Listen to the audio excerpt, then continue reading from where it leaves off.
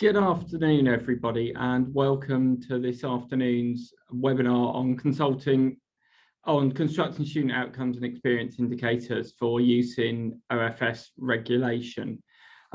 We are starting the webinar now. We have turned on the live transcription feature in Zoom, so captions are available by clicking on the CC icon. The captions are automatically generated, so there may be some errors in what is displayed on screen, especially if we use technical language and jargon. The event is being recorded and will be made available on our website. We will paste the link for the relevant page in our chat. This event will include some time for us to describe our approach, but we've discovered that these work best as question and answer sessions, so we will answer as many of your questions as we can during this session. Please submit your questions for us at any time during the event using the Q&A box in Zoom, not the chat box. The chat box should only be used if you want to communicate with our events team. We are aware that many of you will have, next slide, please. We were aware many of you will have read the consultation proposals and will be aware of the consultations, pretty comprehensive in terms of the proposals we're making and the associated policy intentions. That means today we plan to talk through some of the key features of the consultation proposals, only very briefly and in high-level terms. We'll take this in sections, pausing between each one to answer a number of your questions, looking at some of the common approaches we're proposing in order to minimise the burden on understanding our data and definitions, the construction of different measures, and the benchmarking factors we will use. The event is building on the other webinars that we've had in this series over the last couple of weeks. Recordings of these are available on our website.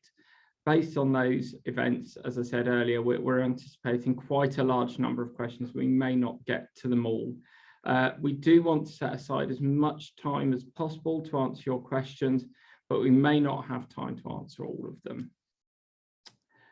If you have questions that are specific to your provider or your own individual student returns that are unlikely to have general applicability, we won't be able to answer those here. So if you could focus on questions that are likely to have general applicability or about the broad approach. We will try and manage the Q&A and if we get lots of very similar questions, we will obviously seek to prioritise those, and we will also filter the Q&A by topic, so we'll tend to answer questions after we've dealt with a topic on the basis some of those may be covered in the topic themselves. If we don't have time to answer questions and they do have general applicability, we will seek to include a set of FAQs in the coming days. In the meantime, if there are any remaining questions you have after this webinar, they can be sent to us at providermetrics@officeforstudents.org.uk, and our colleagues there will do the best to answer those questions. So I just wanted to start with a little bit of an overview about how all of these consultations loop together and fit together. As you'll be aware, we're consulting on our future approaches to regulating student outcomes and to the teaching excellence framework. Judgments about TEF and conditions B3 are each informed by a detailed set of data and analytical evidence. We are consulting on the construction, presentation, interpretation of that data. Because the information on outcomes and experience is used more widely by the OfS providers and other stakeholders, we recognise the importance of using common definitions and approaches. We also recognise that using the same definitions and approaches across all of our uses helps reduce burden on providers and helps increase understanding of the data and our regulatory approaches. It's important to note that the proposals also apply to the data that we're going to use in our access and participation data dashboard. So our intention is that common set of data, that coherent set of data with a common set of definitions will be used across all of our metrics. I'm now going to hand over to Alison Brunt, who's our Head of Institution Performance Measures, who's going to take you through the common approaches to data. Thanks, Richard, and good afternoon, everybody. Thank you for taking the time to join us this afternoon.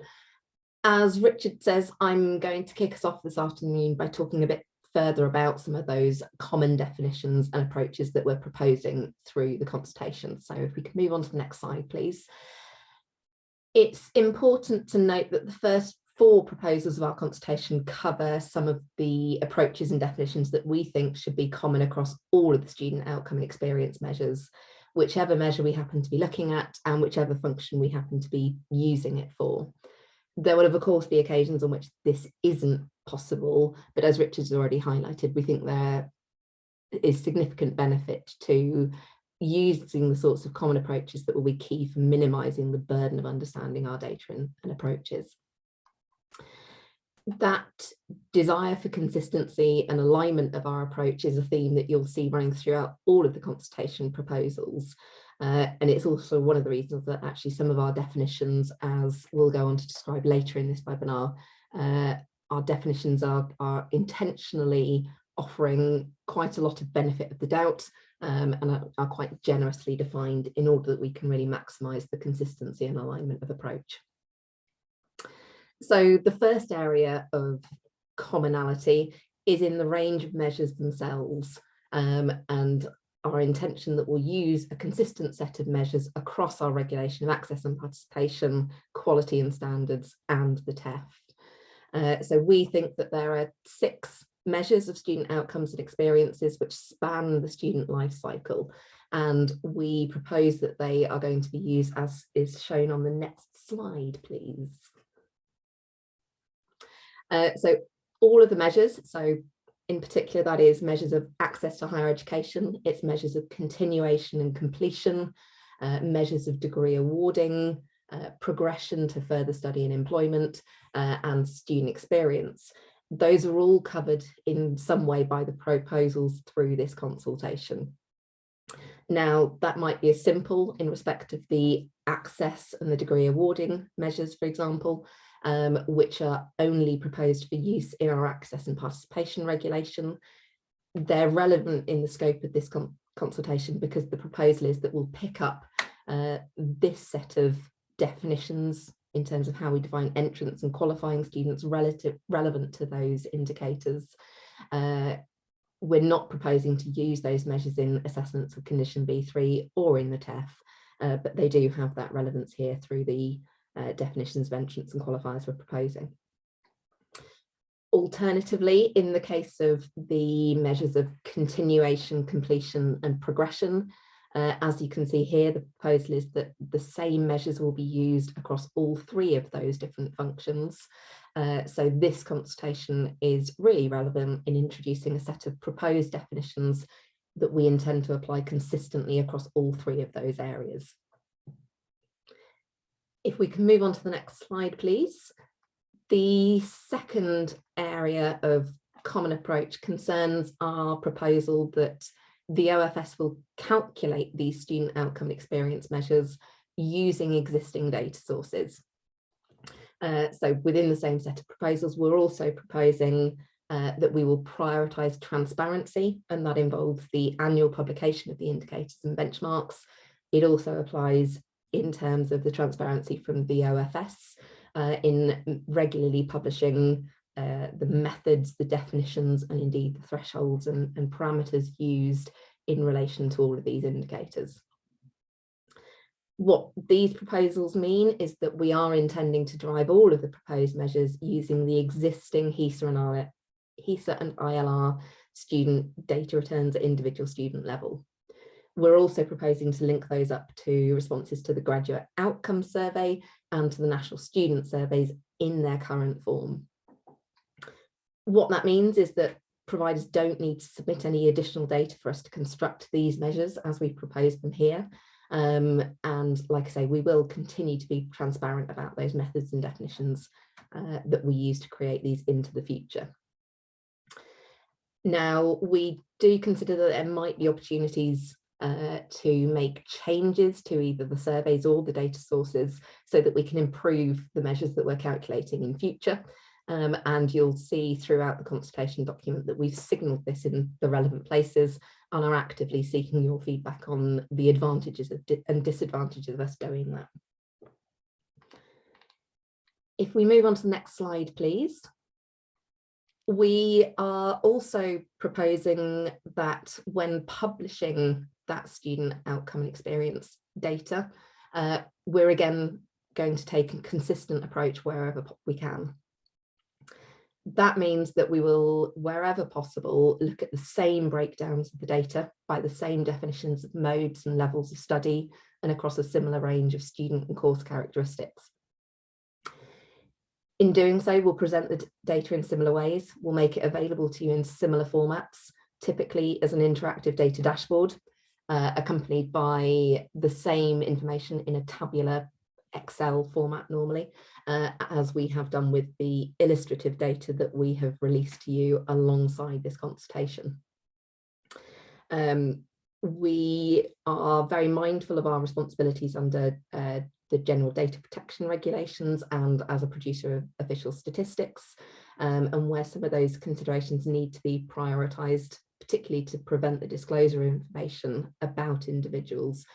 We aim to be consistent in our approach to rounding and suppression and reporting of the data, so that you've got that commonality in the data that's available consistently across our different functions. So we can think more about what that means in practice if we move on to the next slide. And it means that we are proposing to establish that common set of indicators and split indicators. So those indicators being defined as the values that we will calculate for a particular student outcome. So that might be the continuation measures. And we'll calculate that separately for each combination of mode and level of study. So there would be an indicator for full-time first degree students, for example, separately from an indicator from part-time first degree students. The split indicators are then further breakdowns of those indicators, looking separately at student outcomes and experiences across a 4-year time series, for example, similarly across different subject areas defined as level 2 of the common aggregation hierarchy, across a range of the student characteristics that you can see here, as well as a range of course types and partnership arrangements. If we move on to the next slide, please. That consistency of presentation and an approach means that the indicators are primarily reported through that series of interactive data dashboards that I mentioned earlier. And those dashboards are really trying to provide a consistent range of information about all of those different indicators and split indicators that we've just talked about. So what that should mean is that whether you're looking at a dashboard for TEF purposes or for student outcomes and in relation to condition B3, you'll find the same range of, in this case, kind of sheets and filters within that dashboard that allow you to navigate between and across the different indicators by mode and level of study using some of the filters you can see at the top of this screen, and by some of the split indicator categories. And you can see in this example, you've got various categories of split indicators shown as rows of the data dashboard here. Within the dashboard, you'll see information about indicator and benchmark values. And the shaded bars you can see here are demonstrating the statistical uncertainty that is associated with each of those values. So for the avoidance of doubt, the center of the bar is giving you the observed indicator value, and then the shading around that is representing the statistical uncertainty that we can observe. And typically that uncertainty is often stemming from the size of the population that's informing calculation of our indicators. Within the dashboard, you'll also find a table of supplementary data, and that's typically to the right-hand side. And this will give you information to kind of help establish the ways in which we and others might interpret the indicators that you're seeing here, in particular that level of statistical uncertainty. So if you're looking at the student outcomes dashboard, for example, that table of supplementary information is going to give you details about that will help you establish the level of statistical confidence that an assessment of condition B3 would consider that there exists in relation to your indicator's performance. And that's based on the proportion of that shaded bar, which is either above or below the numerical threshold, which in this example is shown as the kind of bright blue line. If you were to instead be looking at the TEF version of the dashboard, you've got something similar, where that supplementary data table is reporting on the proportion of the shaded bar that is either materially above or below benchmark. If we move on to the next slide, please. The coverage of the data and indicators is another area in which we're proposing a common approach. So that means that wherever possible, we will be looking at the same students and same populations of students within the calculations of the indicators we're reporting. There will, of course, remain times when this isn't the case, but we will always try to be clear where there is a difference in that coverage and the reasons for it.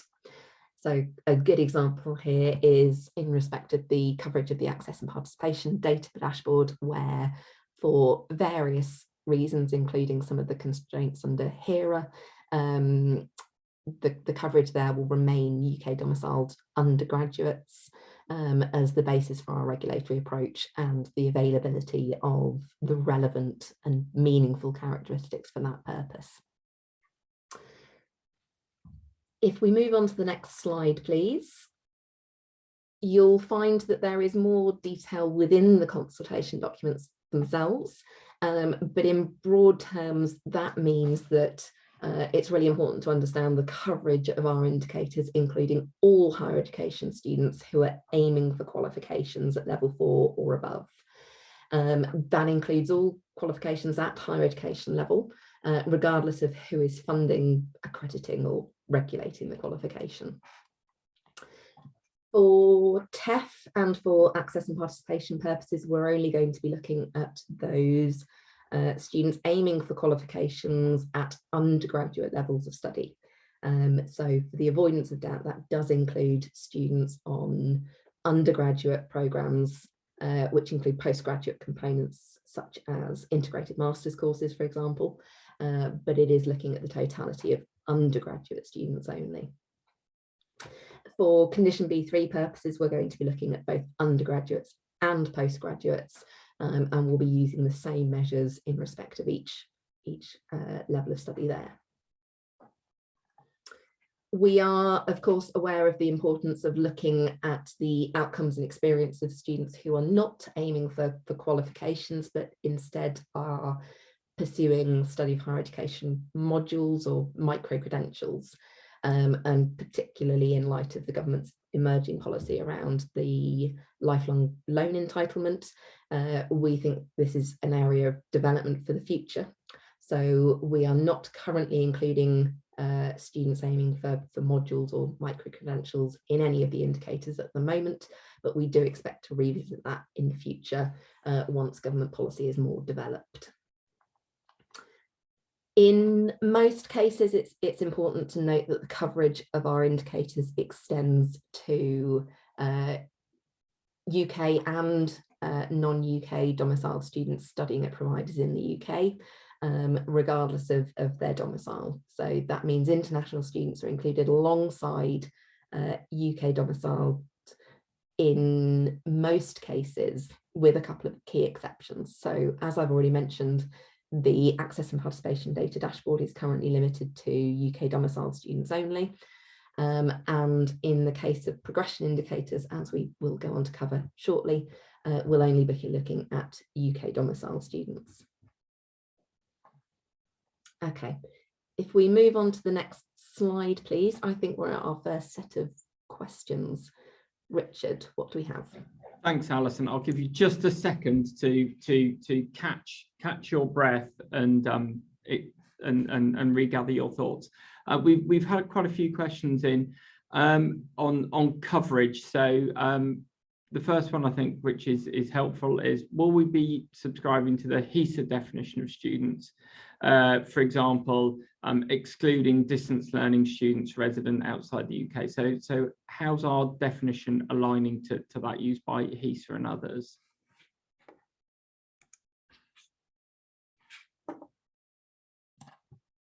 Thanks, Richard. It's a good question.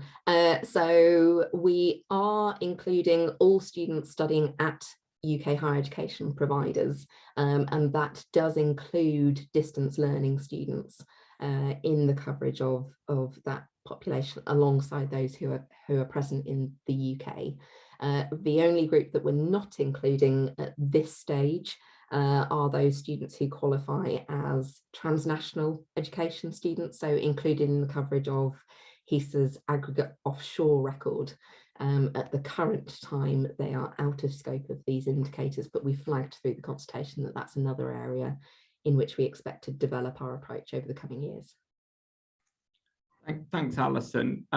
Just following on from that, it is, I understand, all qualifications at level 4 and above, not just prescribed HE. So full cost vocational qualifications are included. Is that correct?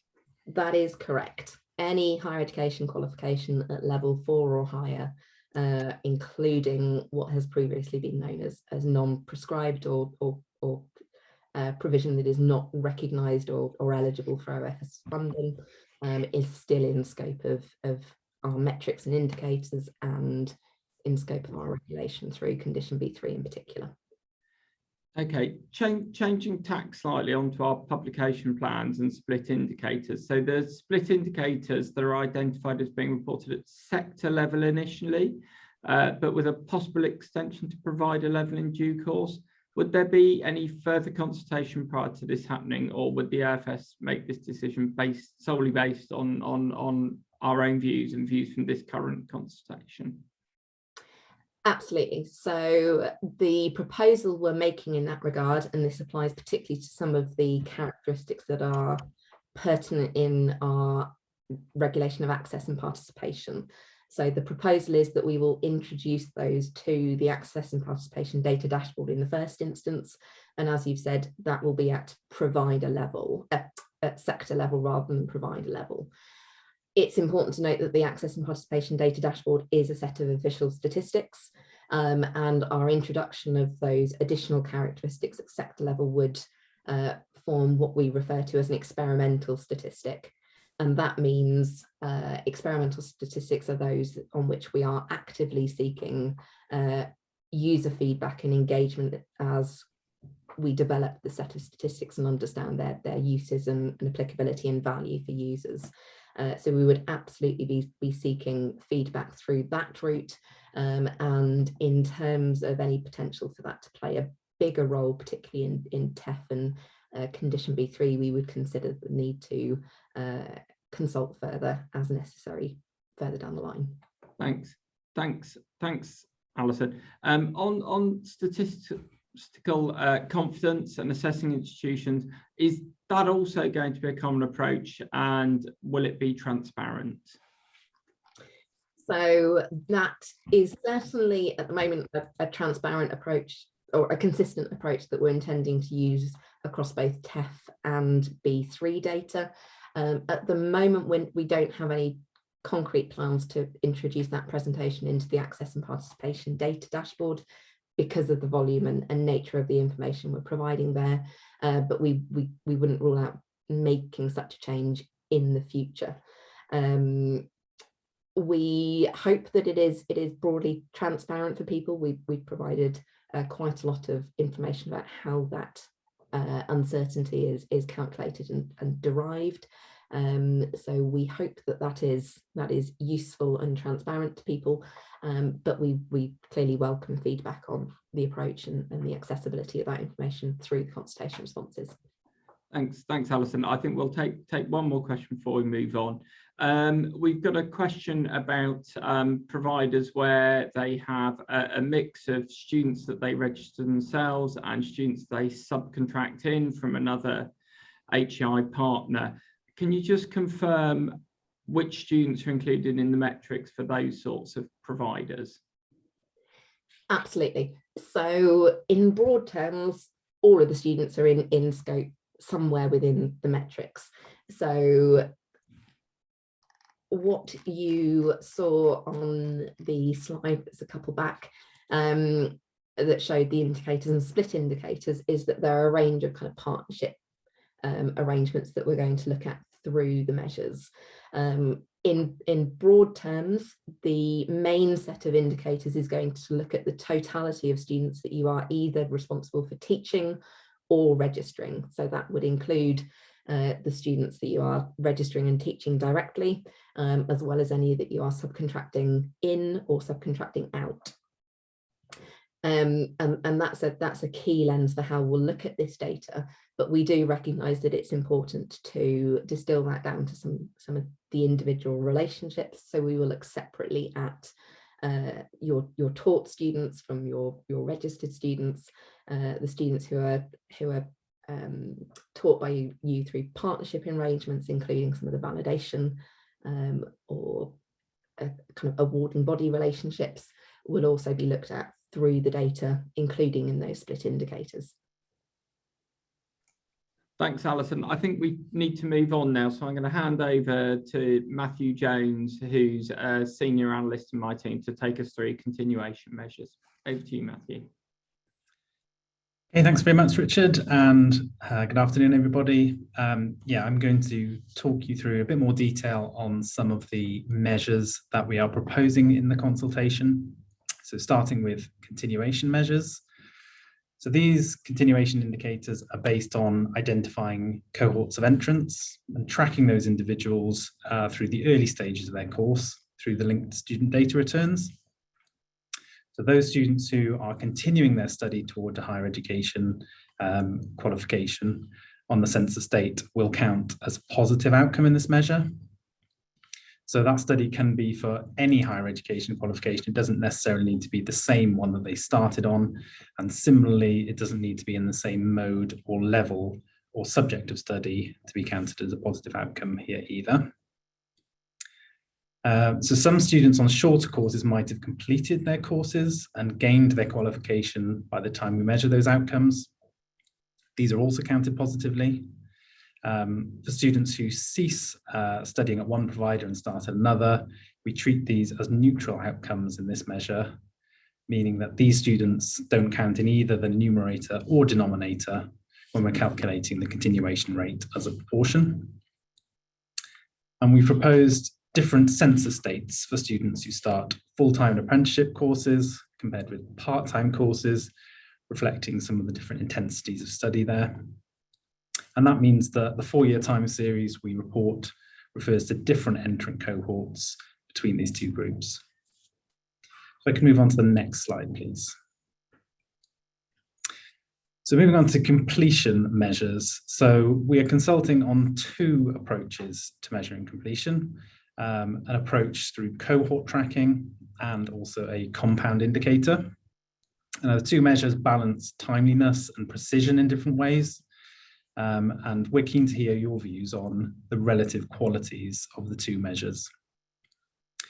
The cohort tracking approach has the benefit of being based on observed student completion outcomes, but will be lagged due to the length of time that students take to complete their studies, whereas the compound indicator is more timely and is constructed from withdrawal patterns in the most recent years.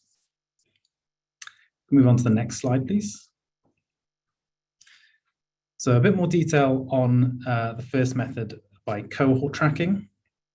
So these indicators are in a similar way to the continuation indicators. They're based on identifying cohorts of entrants and tracking those individuals through linked student data returns. And in these indicators, students who complete a higher education qualification before their census date count as a positive outcome on this measure. And this, again, this can be any higher education qualification. It doesn't need to be in the same mode, level, or subject of study to be counted positively either.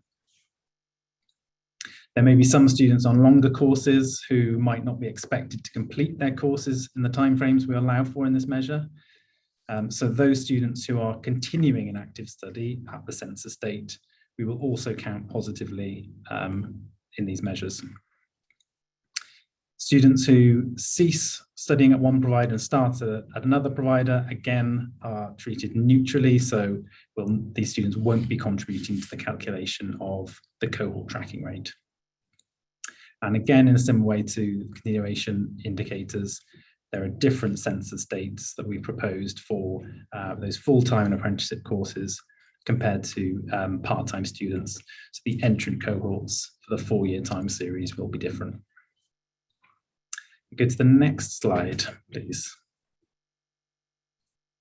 So in terms of the compound indicator then, the second measure of completion, this is based on patterns of student withdrawal that can be understood more immediately in comparison to the approach to tracking students over time. In fact, these withdrawal patterns can be observed from just a single year of student data returns.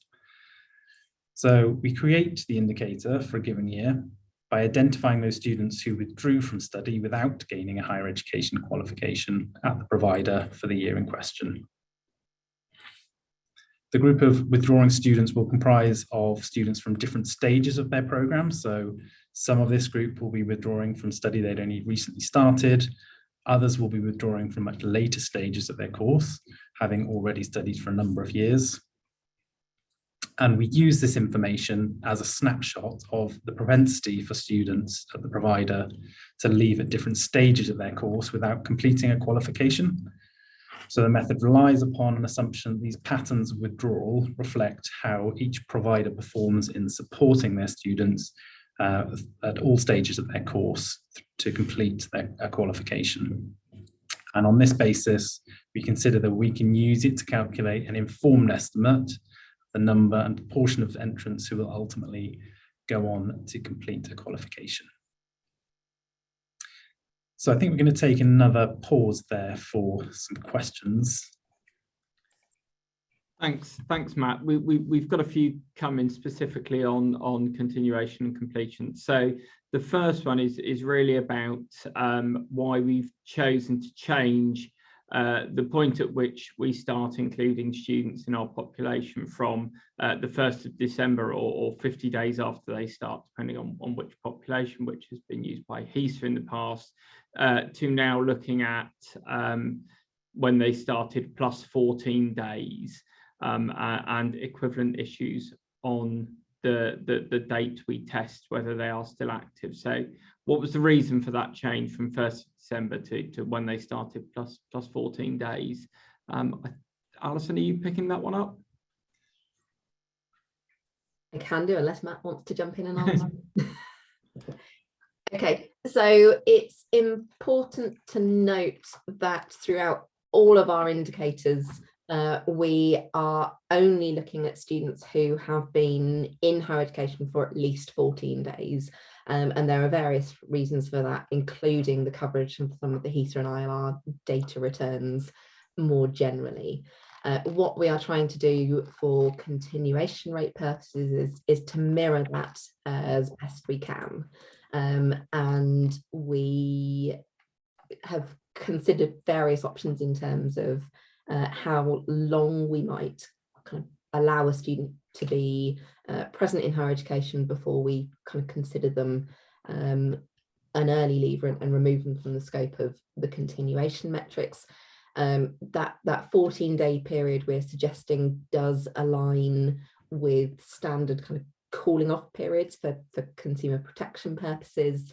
It is often linked to student loans liability, and there's obviously a link to the I suppose the kind of negative consequences for a student who's been engaged in a period of higher education for a time longer than 2 weeks, becoming increasingly negative as that time frame extends. So we're proposing to leave it at the 2 weeks, but again, it's an area in which we'd invite consultation responses to give us feedback. I think also what we've tried to do is make the continuation indicators as generally applicable to all students starting at different points in the academic year as well. So applying to both students that would start on more standard academic years in the same way that it would apply to students starting in non-standard academic years based on the date at which the students themselves started. Thanks, Matt. We've got something that's not really a question, but I think it's a useful observation that I'll react to. So someone's commented that completion doesn't measure actual completion, just a much longer term continuation, and isn't actual completion what students really want to know about. I think we would all agree with that, but as Matt pointed out in his presentation, there are potentially quite long lags in terms of measuring actual completion rates, particularly if you're looking at courses that have a normal length of 4 or 5 years and much longer in part-time. So that's one of the tensions that we're trying to balance between the two different proposed indicators, is a timeliness versus completeness type argument. Linked to that, we've got a question that continuation is part of the completion measure. So are we not just measuring the same things twice? Why not just use completion? Alison, do you want to pick that up? Yeah, absolutely. And again, I don't think there's anything there that we would disagree with. I think that the value of the continuation measure is that it is more timely. It's giving us an early indication about students' success through those very early stages of the course, and it kind of coincides with the point at which we see students have the greatest kind of propensity to change their study and leave higher education potentially. That kind of first year or so, it tends to be the point at which you see the largest numbers and proportions of students doing that. So we think that the continuation measure has particular value there. We think it's complementary to the completion measure, which is taking that longer term view over the course as a whole. Thanks, Alison. Well, we have got quite a few more questions, but I think what we'll do now is move on to the next section, and we can always come back to the other questions when we get there. So Matthew, over to you on progression. Thanks, Richard. So yes, continuing on some of the measures we're consulting on. So in our consultation, we've proposed a measure of student progression that's derived from the Graduate Outcomes Survey, and it's based on those who report managerial or professional employment or further study 15 months after gaining a HE qualification. So when determining this, we consider all activities that the graduate is engaged with on the census date.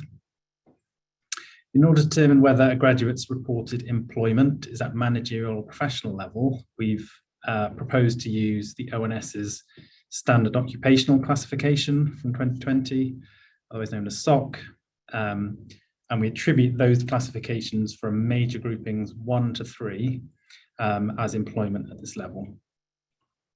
We're proposing that progression into further study will include any further study that the graduate was engaged in at the survey census date, and for students who report that they are travelling, they're caring for someone else, or retirement as their main activity at the census date, we would count this as a positive progression outcome in our proposals as well. We can move on to the next slide, please. So we've constructed our proposed progression indicators based on graduates who are responding to the Graduate Outcomes Survey from 2017-18 onwards, as this was the first point at which the survey operated, and a response rate of 30% or higher will be required for an indicator or split indicator to be reported. One thing to note here is that we've sought to construct a progression measure that's as appropriate as possible, working within the limitations and constraints of the current Graduate Outcomes Survey. There may be other approaches that have benefits, and we'd be keen to hear your views on alternative approaches that are transparent and we can apply as consistently as possible, and in particular on whether the questions on graduates' own reflections of their activity could be of value here. Can we use the next slide, please? So we're proposing to use measures on the student experience within the Teaching Excellence Framework. And these will be derived from the student responses from the National Student Survey. So different indicators are reported for the different question scales that are within the NSS based on the proportions that either agree or strongly agree with the questions in those scales. We propose that the TEF assessments conducted through 22-23 will include indicators that are based on NSS cohorts up to the 2022 NSS, and a response rate of 50% or higher will be required for an indicator or split indicator to be reported. One thing important to note here is that the NSS is currently subject to an ongoing review, so the review may impact on some of the proposals that we've set out in our consultation, and there may be a need to consult further on any revisions or refinements that may prove necessary for the construction of student experience indicators once the NSS review is completed. So I think we're going to pause now and take a few more questions that have come in. Thanks, Matt. I think we'll start with quite an easy one. Why has the OfS decided not to include interim study in the measures? This might disadvantage those who have a large number of students going on to postgraduate taught study or professional qualifications. Alison? Might look like he was going to jump in. Okay, so interim study. I think there's a few things to note on this one. I think it's important that we do recognise the nature of the graduate outcomes survey as a census date survey. So recognising what students are actually doing on the census date is important.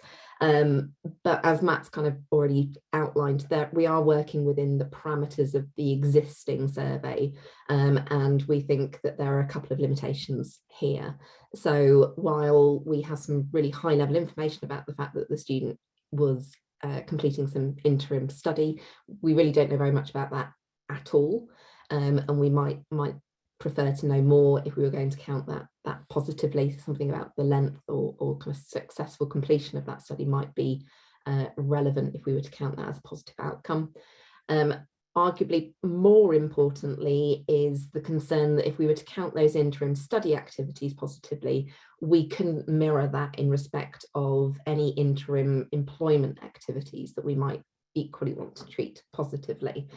At the moment, the survey doesn't collect enough information about any interim employment that would allow us to establish the length and nature of any employment, in particular whether it was employment that would qualify as managerial or professional on the basis of our definition. So the inequity that would result from treating one of those sets of interim activities positively but the other negatively strikes us as unfair and undesirable in the scope of these measures. But again, it's a topic we'd be keen to hear feedback on through consultation responses. Thanks, Alison. I think the next question is really around the different response rates that we have used as thresholds for the graduate outcomes and the National Student Survey. So we've got a lot of people querying why we have adopted different approaches in those two surveys. Okay, so certainly in respect of the National Student Survey response rate, we are very keen to align with the approach that is used elsewhere in reporting NSS results. So in annual publications and in the reporting of NSS results through the Discover Uni website, for example, that 50% response rate is pretty well established. And it corresponds to a survey instrument where typically response rates are markedly higher than 50%. So there's a comfortable distance between the response rate threshold we're using and the response rate that that survey typically achieves. If we were to map the same 50% response rate requirement over to the graduate outcomes survey, at the moment, the survey is achieving results broadly around that 50% mark. So we don't have that same kind of comfort blanket in terms of the distance between the response rate threshold we're using and the response rate that the survey achieves. Now that may improve in future, and we are hopeful that it will, but that's not where we are currently. So we think it's helpful to set the response rate threshold for this purpose some way lower than the response rate survey the survey achieves overall.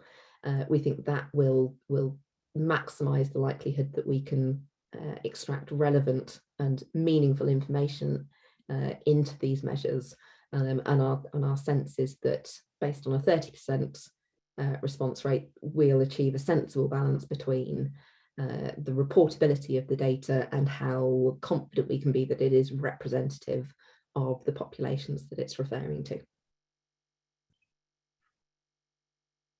Hey, thanks, Alison. Just a quick question about our plans to include Leo data in future. Is that likely?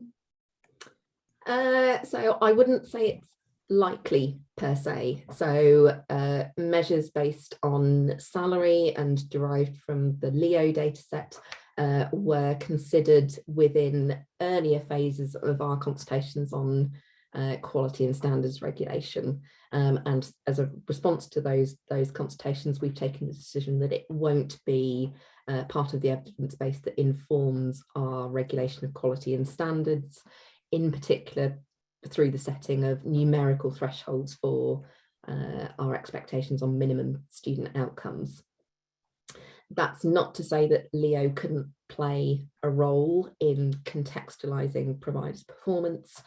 We recognise that it may have value in supporting, for example, providers' TEF submissions, or in the context of understanding potential breaches or compliance with condition B3. But at the moment, the proposal is that it won't be part of the evidence base that the OfS constructs as standard for these purposes.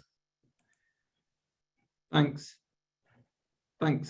Alison. I think if we move on to the last section now, we can come back and cover a lot more of these questions that are coming in later. Fab. In which case, I think that's over to me to talk about benchmarking. And I just wanted to touch briefly on some of our key proposals related to the calculation of benchmarks. So those related consultations on the TEF and our regulation of student outcomes through condition B3 are both proposing the use of benchmarking in some way, shape or form.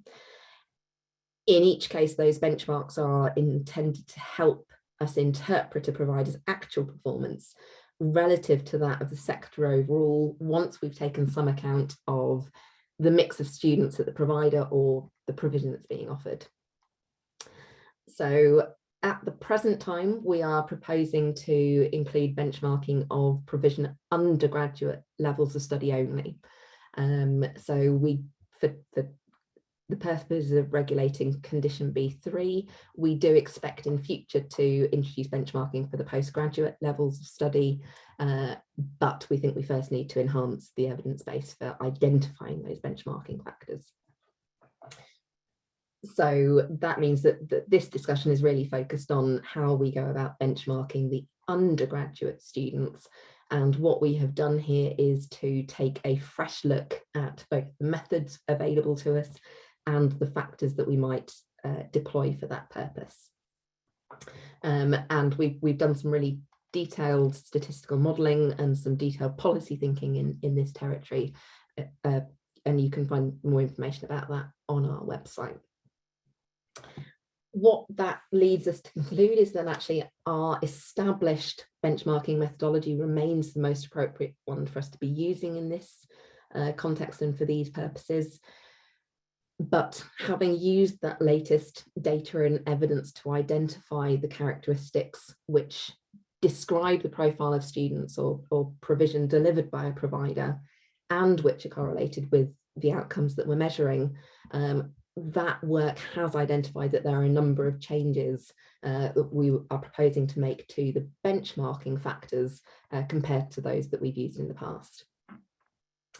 So what you can see from the table here is that we are using a range of factors across the different indicators, but importantly, you can see that level of study and subject of study are being used consistently across all indicators.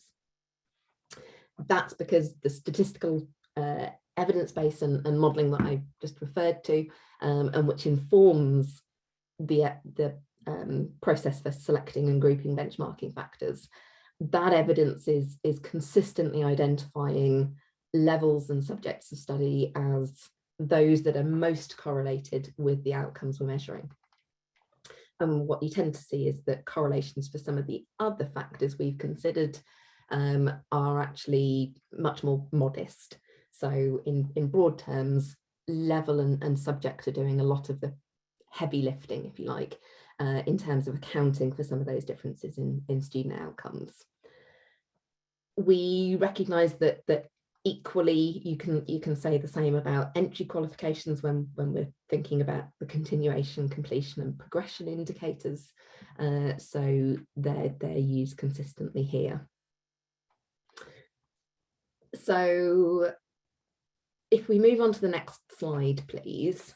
Bearing all of that in mind, and while we are confident that our benchmarking method is the right one to use, it does have its limitations. So it's not possible for us to account for all of those factors that we've identified as being correlated with student outcomes, whether in a more modest way or, as we've just talked about, mode, level and subject of study and entry qualifications as one of the heavier lifters. It isn't possible for us to take all of that into account through our benchmarking methodology. The methodology will just fall over. So we have had to strike a careful balance in proposing the factors that we'll use. Inevitably, that requires a degree of compromise. So what you will see is that we have selected the factors that we consider to be highest priority based on those correlations that we've observed and the policy basis that we can envisage for including different factors. And there are a couple of things that I would draw attention to in that regard. So in terms of that policy basis, we absolutely do recognise that student characteristics have a role to play here. While there are relatively modest effects compared for student characteristics compared to those that we see for levels, subjects and entry qualifications, the main problem here is that we see similar effects across a wide range of student characteristics, and they're simply too numerous to include all of those characteristics in the method. For that reason, what you can see in our proposals is that we are intending to make use of ABCs groups when we are benchmarking continuation, completion and progression outcomes. And for the avoidance of doubt, the ABCs groups refers to our analysis of association between characteristics of students, which to date we have published in respect of continuation outcomes. We do expect to publish similar analysis of those association between characteristics for both the completion and progression outcomes in the coming months. So the aim is that at the time we come to implement our approaches to TEF and B3 assessments later this year, we'll have ABCs groups available to include in the benchmarking of all three of those student outcome measures. And we think that's really important because ABCs quintiles have a number of benefits.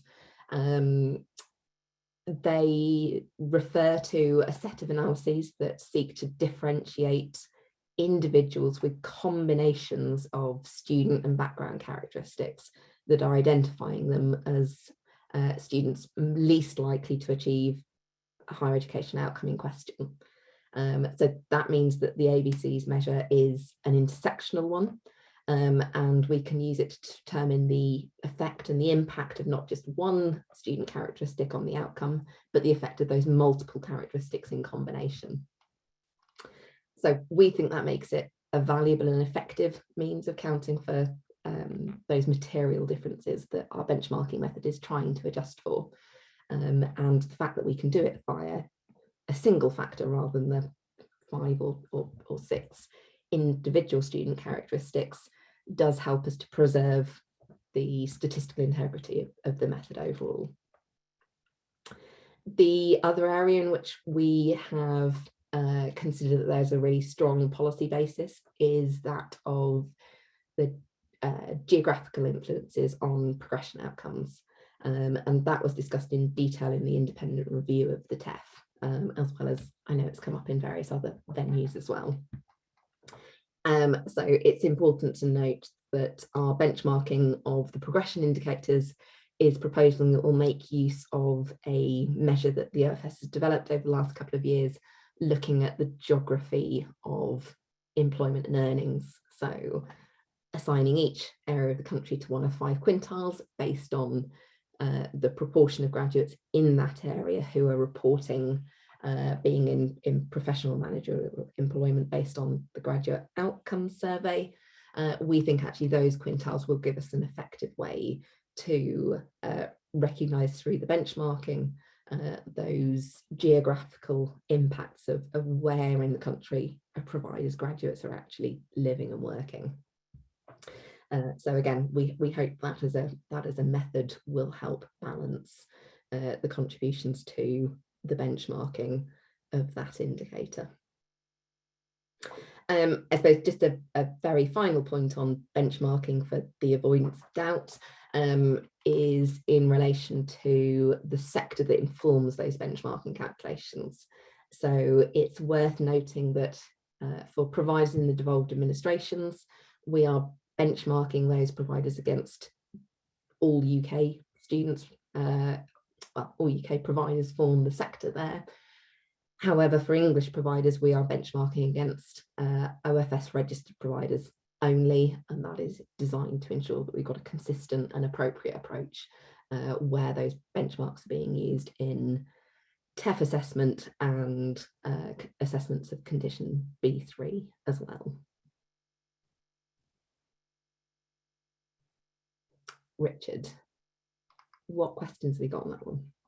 Okay, I think we'll start with something that's I think relevant here, but was actually asked in different contexts. So we've got a few questions about how we'll take account of things like changes in the overall economic climate and the effect of COVID on NSS results and things like that. Can you just sort of say with how the benchmarking does or doesn't deal with that?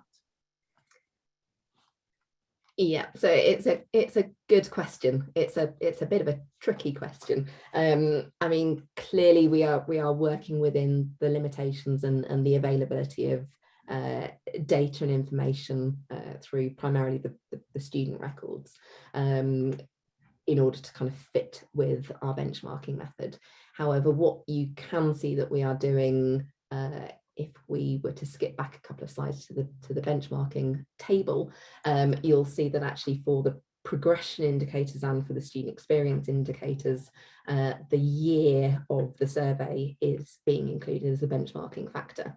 And we are hopeful that what including year will do is to take some account of those kind of differences.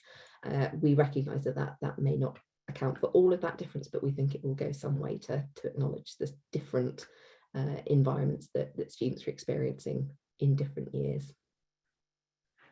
Thanks, Alison. Just another question on really how benchmarking works. So there's a question here that says is the group that a provider is benchmarked against determined for each year, and what happens if the demographics of a provider student body changes over the 4 years because they enter into partnership or change their recruitment? Are the benchmarks updated? So the benchmarks are kind of calculated from the data.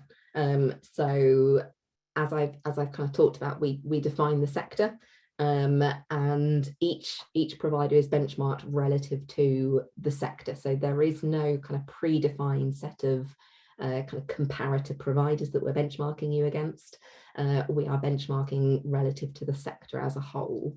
And in terms of how the benchmarking works, we are looking at an individual student level.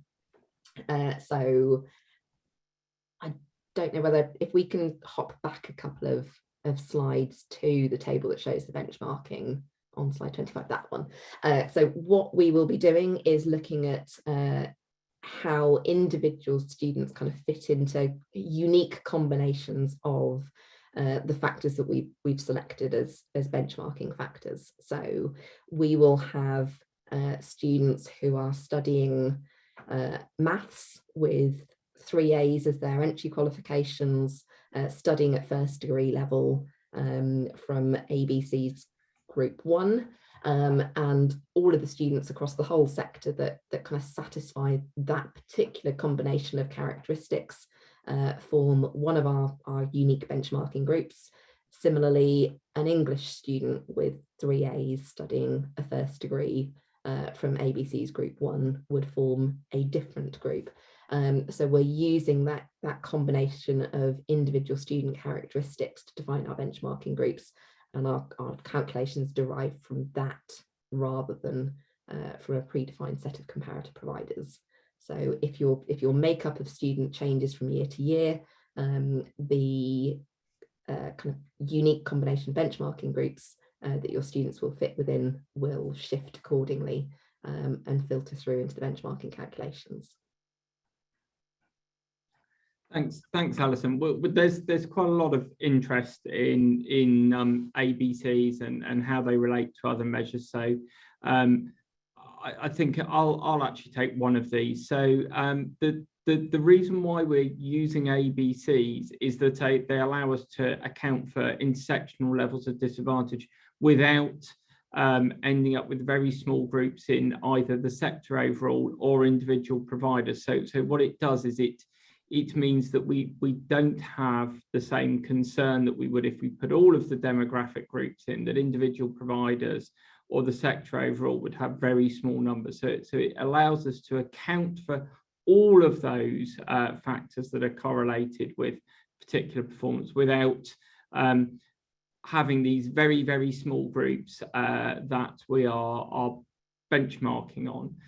We recognise as well that ABCs are relatively new. Indeed, we're still developing some of those. As ever, we will be as transparent as we can about that. We will definitely be transparent about our approach to generating these. We'll be transparent about which particular combinations of demographics place individual students into individual categories. And as we have done already for the ABCs, we've already calculated, we will be sharing ABC's classifications back with individual providers on individual students so that you can see how your students are falling into ABC's quintiles. So hopefully that level of transparency that we're able to give you will help you deal with this. But they are in using ABCs, recognizing one of those issues around that huge variety of students that we have in the sector, and the issues of if we try and treat every single combination of those characteristics separately. I would just note that there is a fuller description of our ABCs method included as, I think it's Annex F in the consultation document. So that's worth reading if you're interested.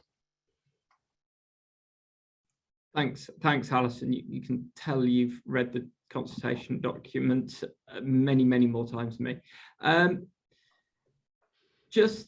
think quickly, how frequently will the benchmarks be updated, Alison?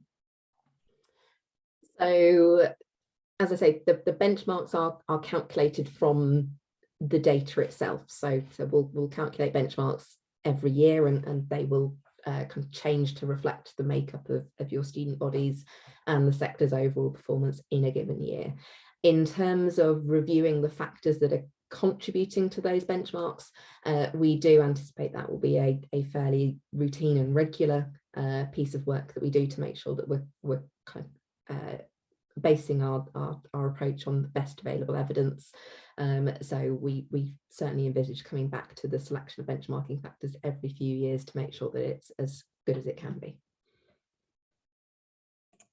Thanks, Alison. A question on the interaction between baselines and benchmarks.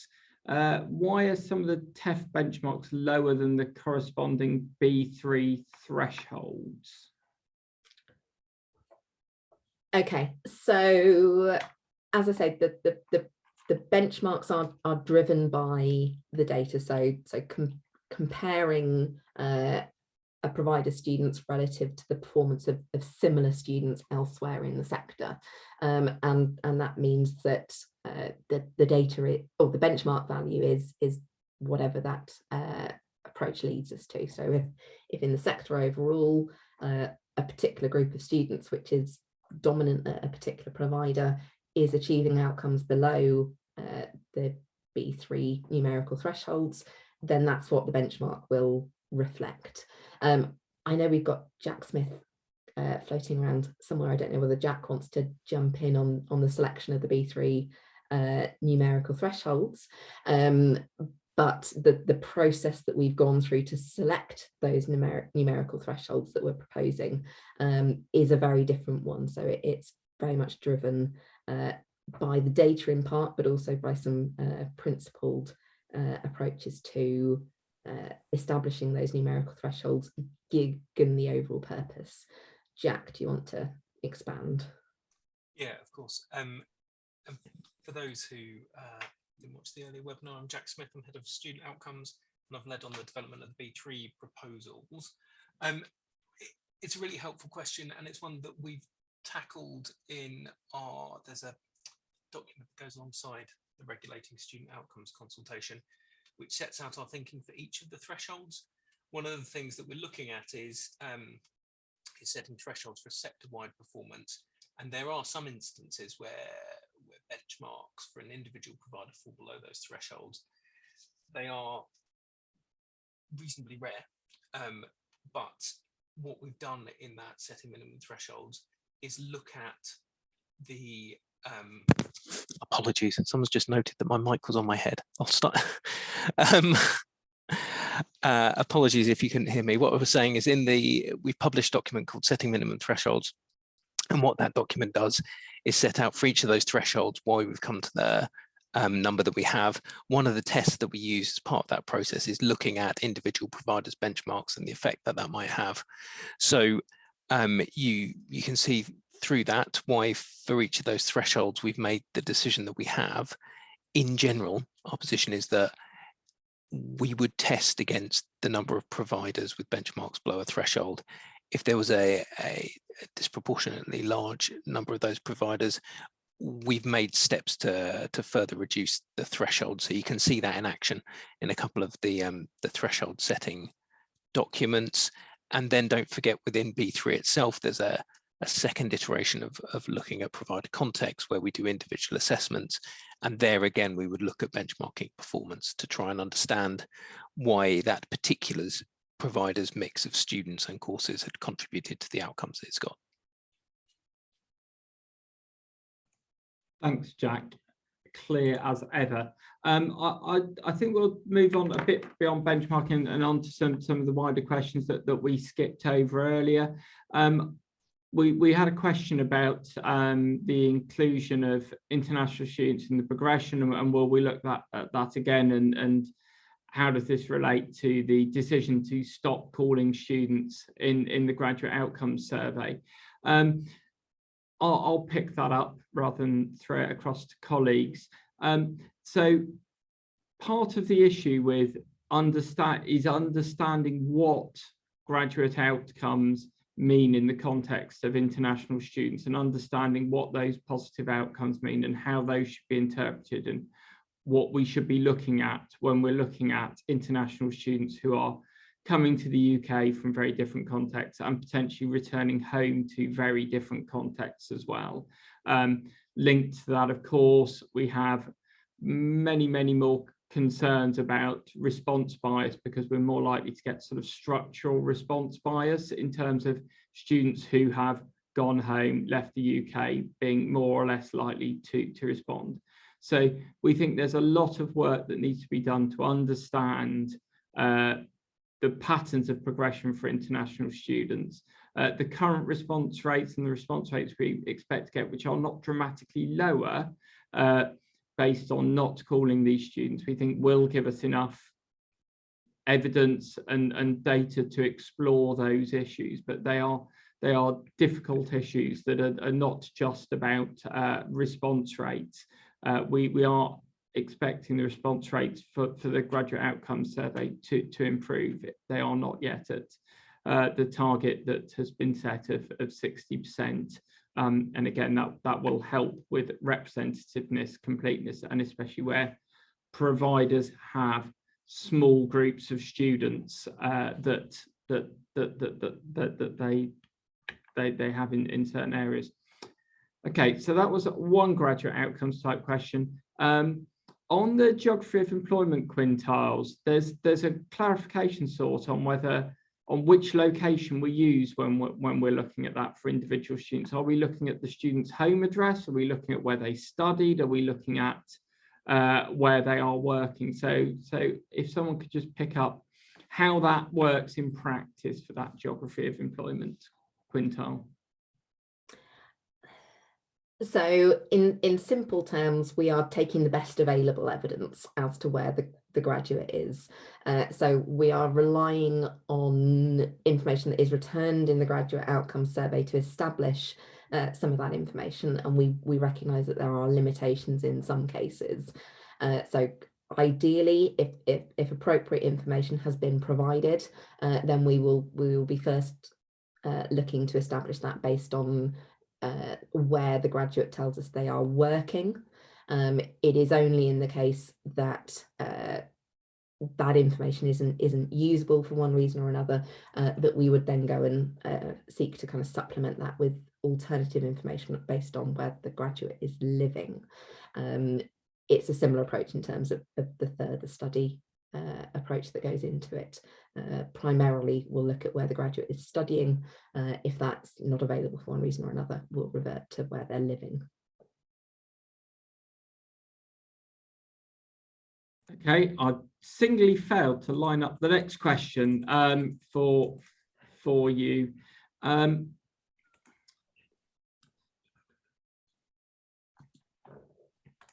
Just quickly, are we planning to publish the TEF and B3 indicators annually to support continuous? That is the proposal. So we are anticipating that for the first implementation of assessments under the new schemes later this year, there'll be a publication of both TEF and the student outcomes data in the autumn. Thereafter, we do envisage moving to an annual cycle of publishing the data, and that will probably shift closer to springtime when the data is more recently available. Thanks, Alison. Can we just turn now to the NSS questions, and can we unpack a little why the selection of 5 questions that we've included, 5 areas was the ones we chose to include? Okay, so I think this is referring to the fact that through the TEF consultation, we are proposing TEF assessments will look at 5 of the 8 or so NSS question scales. And that approach has really drawn on our experience of running the TEF over the last few years, and in particular, running the TEF subject pilots have identified that we think those 5 question scales have particular relevance and utility in the context of making TEF assessments. However, I think the TEF consultation is pretty openly inviting comment and feedback as to whether we think those are the right 5 scales, or indeed whether there should be more or less included in TEP assessment. And it's for that reason that we have shared the wider set of question scales within the illustrative data that we've released to providers alongside the consultation. Thanks, Alison. Just a question on small providers and small cohorts. So there's a concern that providers' statistics could be skewed by 1 or 2 students withdrawing, or 1 and 2 students having some other outcome that we're counting negatively. Can you talk about how we're dealing with issues like that? Absolutely. So the first thing that I would note is that across all of the indicators, we're applying a minimum denominator threshold. And that is primarily driven by our concerns to prevent the disclosure of information about individuals, but it does mean that no indicator will be reported if it's referring to fewer than 23 students. So you've got a layer of kind of protection from some of those potential skews and misinterpretations through that suppression criteria. More generally, we do acknowledge that there will be occasions on which indicators and benchmarks that refer to very small populations are highly uncertain. There will be other occasions on which actually you can learn quite a lot and have quite a high degree of confidence in the findings that we're seeing for those small populations. And that's really what's driving our approach to presenting the data and the communication of that statistical uncertainty through the shaded bars that we were describing earlier. So those shaded bars are plotting effectively a series of confidence intervals, which are calculated with reference to the size of the student population that's informing the calculation of the indicator. And what you will tend to see is that indicators derived from small populations will normally have wider shaded bars demonstrating that there is that statistical uncertainty and there is that potential for a single student also to have quite a big impact on the result that we would calculate. That should be being reflected through the shaded bars approach that we're using, and that means that that is playing through accordingly into the statistical confidence that our decisions and assessments are perceiving for a given indicator and how that influences providers overall. Thanks, Alison. Just a quick one. Are international students in the continuation and completion measures benchmarked by the same factors as UK students? Broadly, yes, they are. So across most of the benchmarking factors that we're using, there is no material need or benefit to kind of discriminate between international students and UK domiciled. There are, of course, a couple of exceptions. So we recognise that the entry qualifications, for example, that international students will be holding will tend to kind of fall into some of the particular groups that we've used to define that benchmarking factor. And similarly, in terms of the ABCs groups, when they're playing through, or equally some of the other student characteristics used elsewhere, they may well be falling in particular subgroups. That means that there is a differentiation being made there, and international students are being compared more against other international students than they are UK. Thanks, Alison. This next one might be one for Jack, actually, or it might be for you. Given that the variety and diverse reasons why students enter HE, why are we not using making more use of the graduate reflections on activity section of the graduate outcomes survey? Okay, so we do discuss this one through the consultation document, and I think we acknowledge that there is potentially quite a lot of value to those questions. We do, though, recognise that there are some challenges in the short term, at the very least. It is an area that we're actively inviting feedback, so do let us know what you think about the potential to make use of those questions. But I would note that at the moment they are an optional set of questions within the graduate outcome survey, and we think that if they were to play a bigger role in our regulatory activities, we would need to make those mandatory. We think that there are, as I say, a series of benefits and opportunities, but equally there are some of those challenges.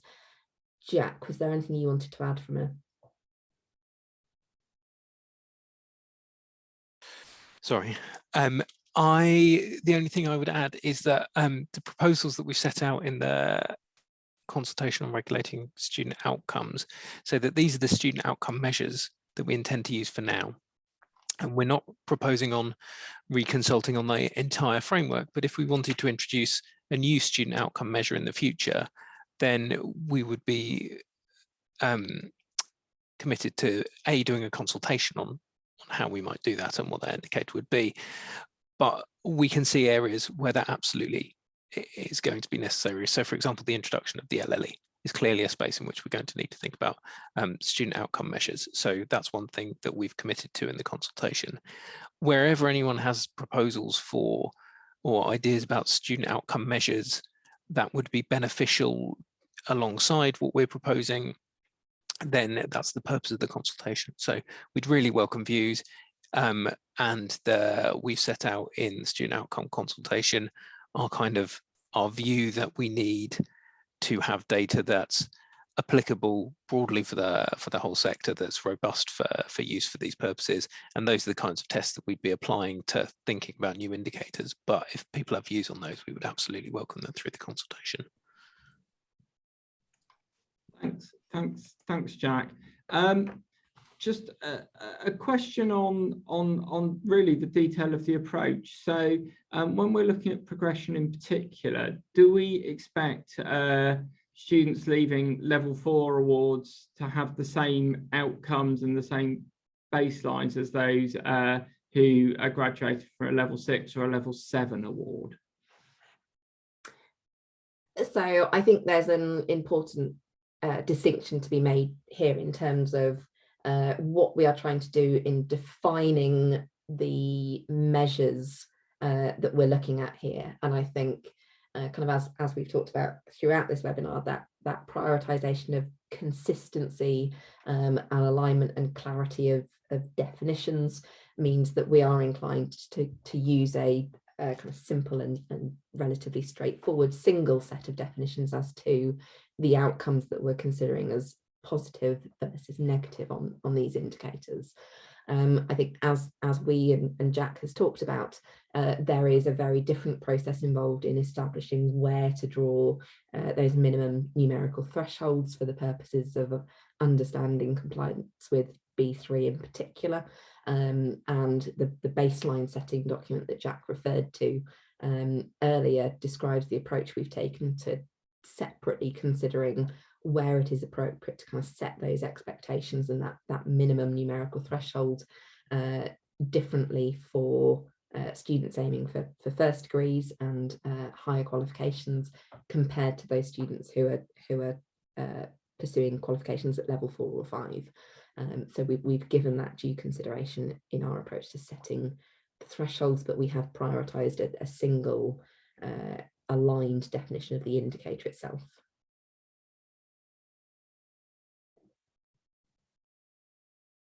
Thank you. Sorry, I was muted there.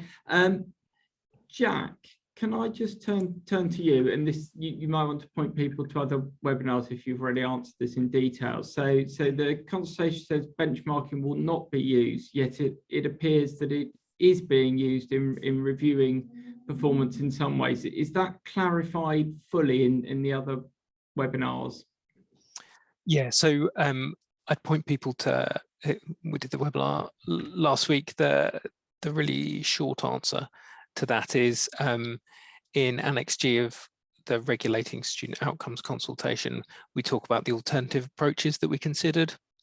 And what we're saying is that we're not adopting an approach that solely relies on benchmarking as the route to understanding whether providers are delivering positive outcomes for their students. We're going to use, we're proposing to use an approach that uses absolute minimum thresholds, but that benchmark values from individual providers will inform our assessment of whether a provider is delivering positive outcomes. So it's in there, it's part of our decision-making process, but what we're saying is that we're not solely basing our approach on benchmarking. And one of the large reasons for that is that if we did, we might end up spending a lot of regulatory time on providers where their performance would otherwise be significantly above what we might otherwise consider to be a minimum requirement. So that's all kind of set out in the regulating student outcomes consultation. Thanks, Jack. An excellent answer to what I'm afraid is going to have to be our last question for this afternoon. We've had about 140, 150 questions through the course of this webinar. We've attempted to pick up on those that we think will have the widest applicability, and obviously where we've had the same question asked multiple times, we've prioritized that, but clearly we couldn't get around to answering all of your questions. We will go through and use these to inform FAQs that we aim to publish after these events. So hopefully keep an eye out for those, and some of those questions that you have asked will also be answered there. Thank you all very much for attending today. Thank you very much to Alison, Matt, and Jack for coming on and answering those questions, and actually for the team of people we've got back here sorting through those questions, grouping them all together to make sure that we picked on the important ones, we picked on the ones where lots of you are asking them. Thank you all very much. I look forward to reading your responses to our consultation. And just a reminder that we will be posting this recording online. And if you do have questions that are in the detail, please do feel free to email providermetrics@officeforstudents.org.uk, and we will do our best to answer those and improve your understanding. There was a question about training with all of these metrics. Obviously, whatever thing we move forward with, we will try and make sure there is as much information out there to support you all in understanding the data. Thank you all very much. Goodbye.